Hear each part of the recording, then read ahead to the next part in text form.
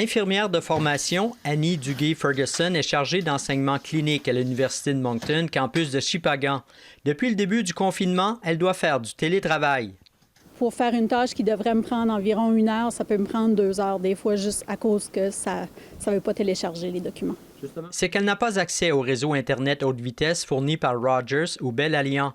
Les deux principaux fournisseurs n'offrent pas le service dans ce secteur de Saint-Sauveur appelé Butte d'Or.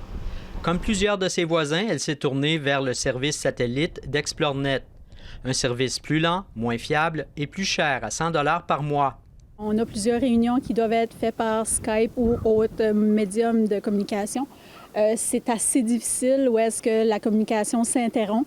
Il y a des cours que je dois donner en ligne que je ne peux pas faire. Ils sont 4 dans la maison à se servir d'Internet.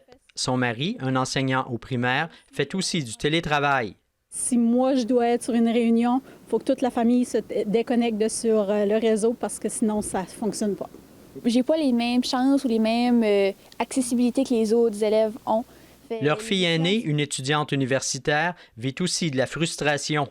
Ça peut être 2-3 heures par jour à peu près pour un seul cours, pour un travail qui pourrait à peu près prendre une trentaine de minutes pour quelqu'un qui a une bonne connexion. C'est une infrastructure qui est aussi nécessaire qu'une autoroute.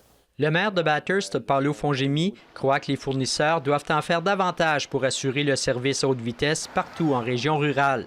Je pense au niveau fédéral, il doit y avoir de la pression mise sur ces entreprises qui ne sont pas pauvres, qui font quand même leur argent.